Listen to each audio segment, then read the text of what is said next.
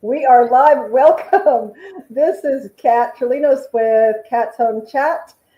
Ta-da by Kat, Next Level Staging and Design.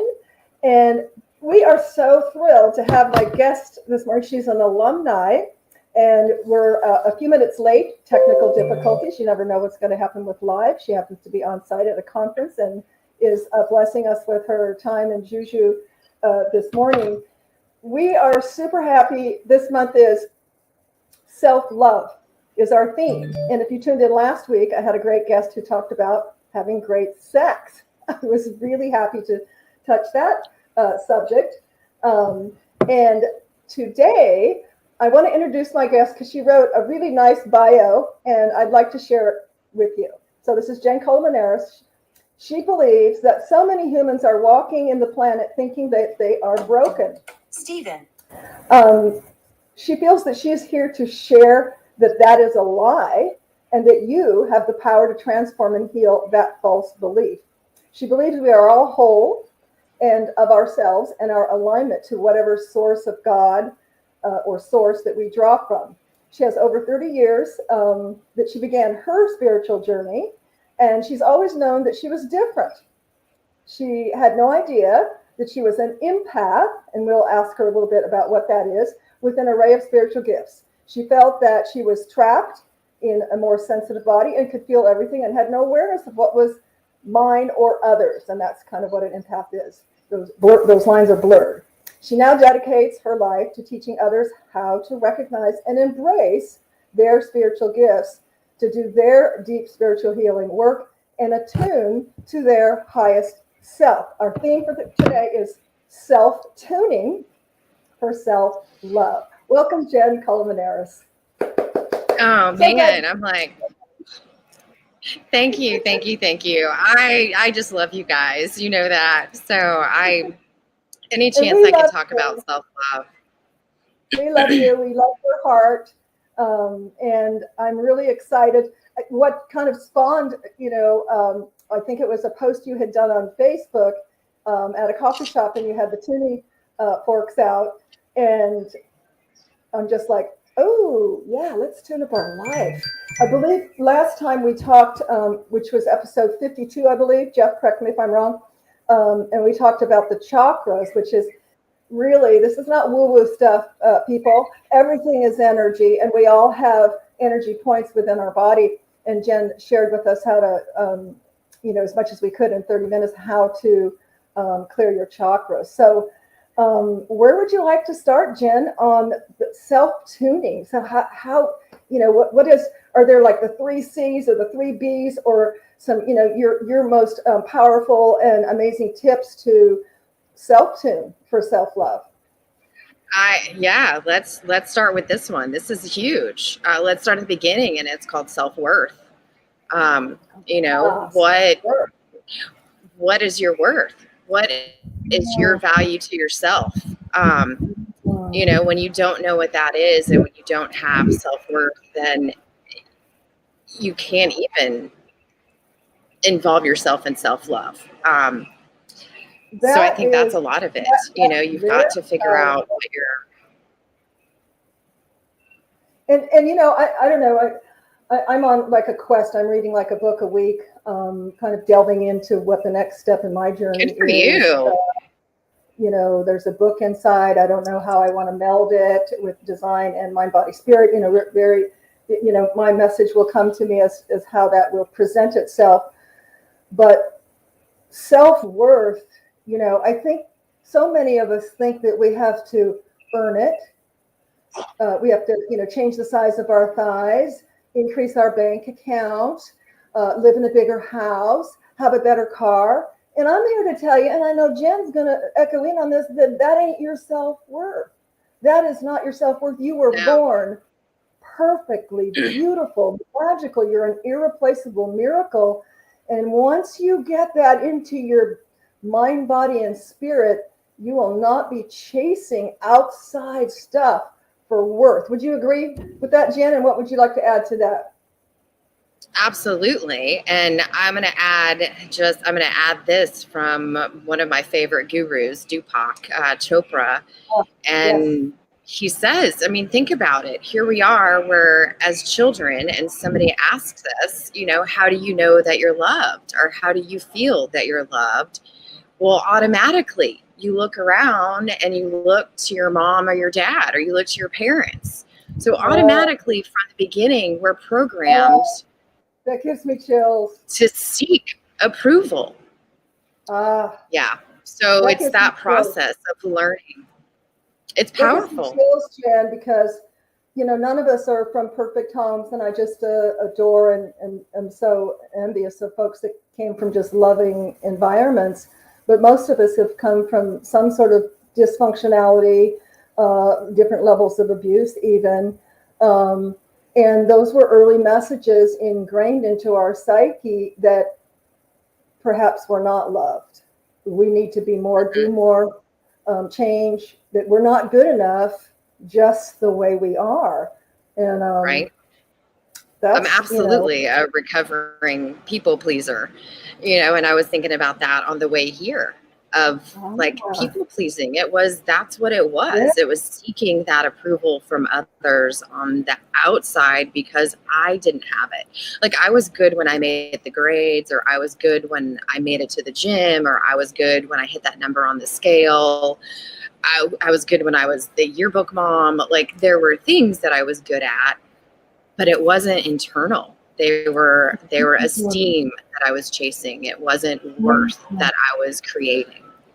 Wow. And, you know, I know there's many people out there, and, you know, I think women, not that men can't fall prey to it too, but I think women seem to be set up more for doing for others and being people pleasers, you know, being the right wife, the right mom, the right, you know,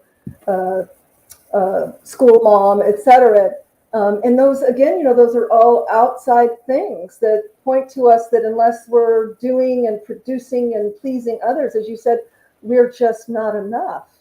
And we are enough. How can we not be enough? You know, a tree stands and it's just a tree. It can be free, and it can revel in its treeness. And how are we not as magnificent, if not more, or even, you know, at least on the same level of a tree? But I think, so what was your journey? Let's talk about that on the pleaser, you know, being a pleaser. How do you control that? Because, you know, I think we're on a constant journey. And, you know, as we raise our level of consciousness, I think that's the first thing, is taking the sheet off our head and being aware of it, right? We can't fix anything until we're aware of it, and step back and raise our level of consciousness, and then we can make conscious changes. So what was that journey like for you when you first started doing it? Ooh, yeah. You know, sometimes you got to hit rock bottom to come back up. So that was, you know, that was honestly, it was multiple, you know, bad relationships and narcissistic entanglements that, you know, looking back now, it's like, well, no wonder, you know, I'm a people pleaser, and narcissists love to, you know, not be happy. You were attracting the narcissistic tendencies. Oh, absolutely. You know? Absolutely. Sure. Yeah. Well, narcissistic and busyness. Yeah. I was abusing myself.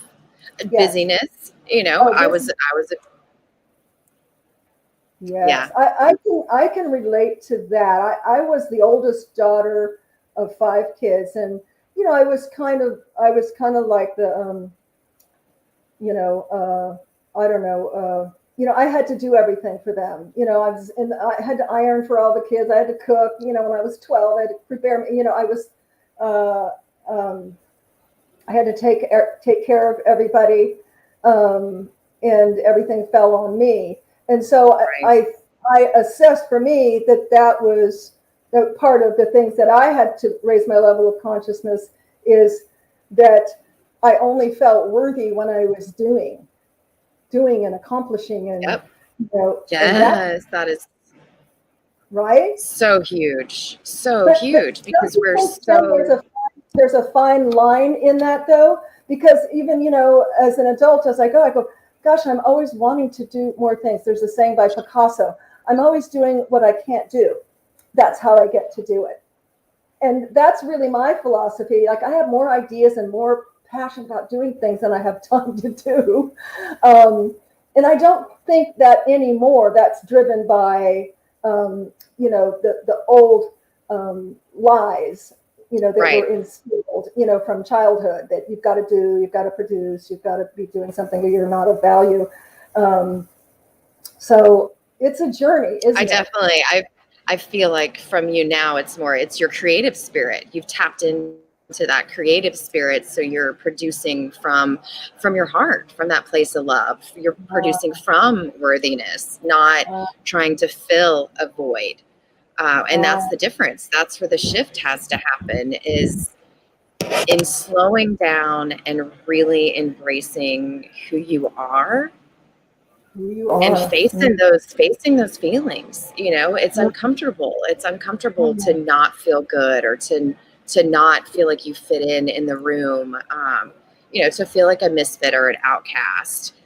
You're not. You just need to find you and embrace the things that you enjoy, that you love to produce, and focus on that. And that just drives success. Like, you can't help but have the universe on your side when you are creating and producing. There is that, what I call, I've been using it a lot lately, synchronicity. Yes.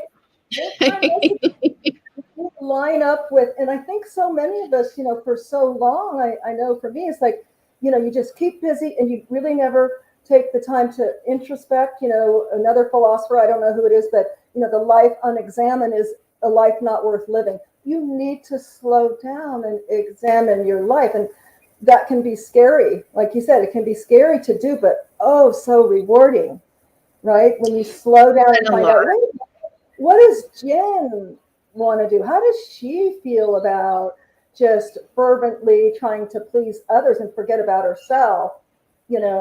What really is going on behind the scenes, and then come to grips with that, and clean out the wound, and start with a new story. Really? Yes, so true. It's that shift. It's that shift of getting out of that old story. You are worthy. You are enough. You've been programmed. You've been programmed to believe that you're a cog in the wheel. You've been programmed to believe that your worthiness lies outside of you. Like, these are all just, they're pathways in your brain that just need to be remapped. That's science. Spirituality is what it is. Yeah, I'm like, there's a path there that just. That's why I love Detox, because he really integrates the science with the spirituality. It is it's not woo-woo stuff. This is stuff that they can measure. This is stuff, that they know, through scientific discovery. And we just need to reprogram ourselves. In one of the books that I'm reading, I don't even know which one it was, but they talked about, how really the innocence of a child, like, I'm watching my granddaughter who's 10 now. She's not what she was when she was 3 or 4. It's like, oh, that freedom, a young child doesn't care about the past. They don't care about the future. They live in the moment. Yeah, they need some reining in, but they're spiritual warriors, of just being in the moment. And I think, we need to get that back, because, like you said, the programming, what happens is there's, the parental influence, the school influence, the societal influence, whatever's on television. Now it's on our phones. And if you're taking that all in, and so much of it is mind control, people, you're programming your brain. You've got to reprogram your brain, really. Well, you're letting them program your brain. Exactly. You're letting others program your brain. You need to take back these thoughts. You need to take back that power. You need to take back those micro moments. And it takes action. I mean, sometimes it's constant action. I don't have it on today, but I have a little band that I've been wearing on my finger, a little hairband, just so that when I see it, I remind myself, like, stay focused on the future. Like, I have goals, and that's my goal. It's like, so when I find myself going down that little rabbit hole of, oh, I can't do this, or, oh, that's too big, or, what's so-and-so going to think about this, or, I'm not from that place, or what are they going to think? It's like, no, I look at my rubber band and I'm like, no, I've got this. Like, I'm totally worthy. This is you can do it. Exactly. my world that I get to create in my way. Yes. And isn't that amazing? We can create our world. We need to use I'm waking up to all the colors in the rainbow, not just one color. It's all out there for us to grab. But there's those voices in there that says, I'm not and good then create enough. more. Right? I'm too old. I'm too poor. My thighs are too big. I don't have enough money. Oh, yeah. I can't be like them. I forget who said it. I think it's been said many times, and that is, the perfect joy killer, life killer, is to compare yourself with others, because there is no one like you. There is no another Jenn Colmenares. There's only one. So why would you compare yourself? But it's that no. doubt, that society that says, oh, you must fit into this if you want to be this. That's not true. It's just not true. So I want to be respectful of your time. And I think that's so important now, especially as people are emerging. You froze a little. People are emerging what? Yep.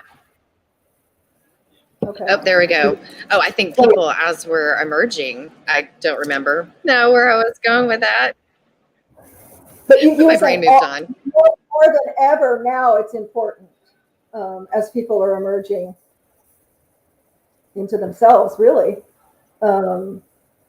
with so much, self-worth to figure out. Yes. Yeah. Oh, that's where I was going. Is how does that start? How does it start? Like, one of these days, we're going to have an amazing connection when we meet. So it starts with you showing up for you. It starts with, right? It starts with keeping those little promises to yourself and not beating yourself up. It starts with saying nice things to yourself and talking nice to yourself in the mirror. I'm going to do a experiment this week, and I'm going to buy 2 plants and I'm going to put them in their ideal environments, and I'm going to speak really nice things to this one. Like, every day I'm going to tell it how beautiful it is as I water it and put it back into its environment. And then the other one, I'm just going to pick it up and just tell it, oh, how ugly it is and how awful it is, and how it just. Oh, I lost you. Oh, okay. Well, I love that. I'm going to wait for her to hop back on. She's in a hotel, I believe, so not great connection. But let's see. Here we go. There, you're back. Yeah. So I was filling space there. Oh, I'm back. Interesting. I don't know where I left off. About 6 minutes, but you know what? That's a great experiment, and I can tell you what the result is going to be, because they've done studies like that. Not only can you change water by infusing a glass of water, infusing love into the water, and so when you drink it into yourself, there's a Japanese gentleman who wrote a book on it. I forget what it is right now. Jeff probably knows. You can type it in, Jeff. I've shared the book with others because it's amazing. If you think just really that there is no energy, that there's energy in and I want to say it's the Hashimoto or whatever also. Hashimoto, I think is his name. Yeah, a little skinny book, blue, and they literally showed, the negative showed really blurby snowflakes under a microscope, and then absolutely gorgeous, patterns with the ones that were infused with the mental thought, positivity and love, etc. So you'll have to share your plants. Oop, I lost you again. You'll have to share your plants because I'd love to see that, you know, in the real person. I've seen it, like I said, done in studies and in a video that I watched. But what a prime example of how thoughts are powerful. And it starts with the thoughts that we tell ourselves.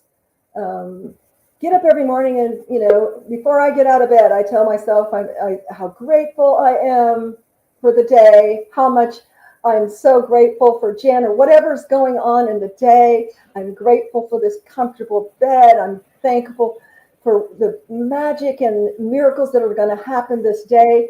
And this is where synchronicity comes about, when you are thankful and grateful. And so it is, as if it is, you know. And I like what you do with the, you know, putting a rubber band to help anchor you when those little thoughts go in that, oh, I can't because of this, or I'm too this and I'm too that. And that's, you know, nope, pull you right back to your anchor. And it's that self-talk. You know, I love to mention, keep the promises to yourself, you know. And so number one, we have self-worth. And don't set yourself up so big. What do you mean don't set yourself up so big? I was going to say, don't set yourself up so big. Those promises on yourself, like, you know, I have clients that come in and they're like, okay, I want to make it to the gym at 5:30. I want to eat better. I want to journal. I want to meditate. That's a whole lot to anchor in. Like, no, you need to start with like putting your shoes by the front door at 5:30 in the morning, or figuring out, you know, what it looks like that you want to wake up at 5:30. Reward yourself for beating yourself up that you didn't make it. I like that. Yeah, it's those little micro steps, setting yourself up for success. I like that. Yes. And it's not to say that you shouldn't have what I call a BHAG, a big hairy ass goal. You should have big hairy ass goals. Put them up here, but then micro success them through those steps, because, you know, we're not looking for I tell my team this also, we're not looking for perfection, we're looking for progress. Progress, not perfection. You know, excellence, not perfection.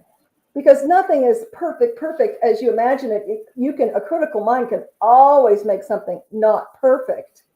You know, I have a saying, and it goes along with design, and that is wabi-sabi. Now, I don't do much wabi-sabi, but I kind of like it, the perfectly imperfect. You're actually seeing it more in design, where the bed is kind of tousled and it's a little crooked. It's not symmetrical, you know, and things are kind of, tossed a little. And that's, you know, that's a vibe that works in some places. But I've been doing that for years. But in our life, you know, everything is perfectly imperfect. Surrender to what is, and applaud yourself with those micro successes. I like that. That's excellent. So we have like 1 minute here. I'm being very conscious of absolutely. So yeah, you don't have to change the world. What's that? We're going to change the world? You're so sweet. You're so sweet. So I absolutely want to change the world. I want to teach people to dream big and to then dream bigger. Like, you can do anything. You are amazing and magical. And it really is about tapping into that, about keeping those promises to yourself, about showing up for yourself. You don't owe that to anybody else, but you definitely owe it to yourself. You are your best friend. You need to date yourself like your best friend. Absolutely. So when you get in those moments, when you feel like the world is just drowning and you're drowning in it, just put your hand on your heart and take 3 deep breaths in through your nose and out through your mouth, and just feel your heartbeat. And remember that you are here for a reason. You have a heartbeat for purpose. And it's not to, it's not for anybody else. It's for you. It's for you to discover. You are here to help change humanity and to raise this consciousness and to bring a light into this world. Absolutely. I love that. And we're going to wrap up here. So I'm going to share or have you share your information. If the hardest thing, I think, and tell me if you agree, Jenn, is for many folks really to get to the place where, because we all seem to at points in our lives are on a hamster wheel, and we're just doing, and we have so much on our schedules, and now with automation, and and really we don't know where to start. Many don't know where to start or how to find that. Well, I don't know. I don't know what I want. I don't know who I am. And those are things that Jenn can help you with to get, because that's the first step. Would you agree, Jenn? Is to Absolutely. To go, okay, well, how do I get to that state? How can you help me find, lead you, really? Because we all find our own journey. No one can tell you what your journey is.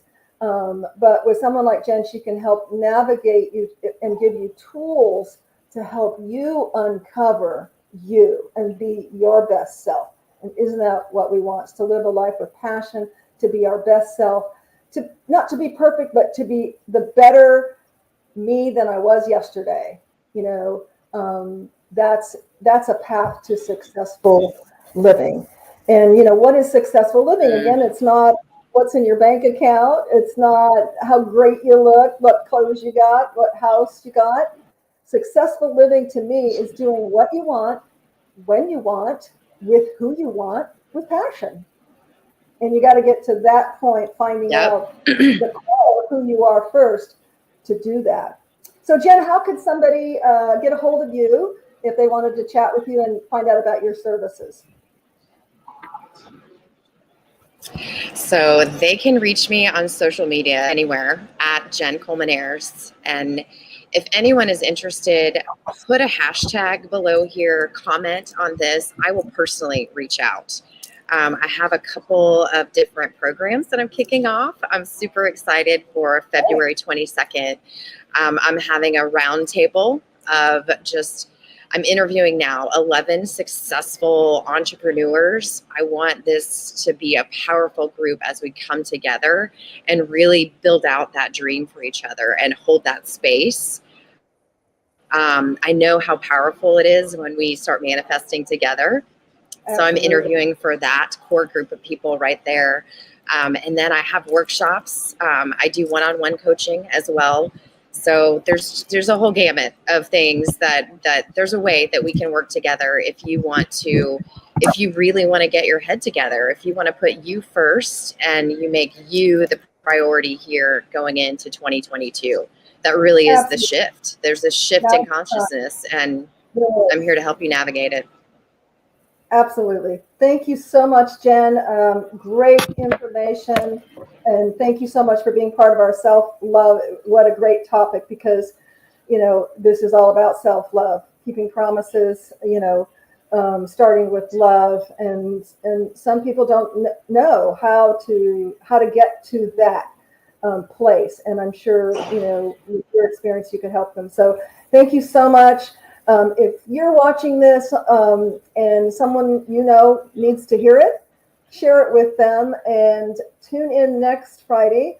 I have an exercise physiologist he's actually my personal trainer, and he's going to share his years of experience in basically tuning up your body for self-love. So tune in next Friday. Thank you again, Jenn. Absolutely. Have a good day. And as usual, stay hopeful, stay positive, and stay connected. And thanks for connecting with me and Jenn today. And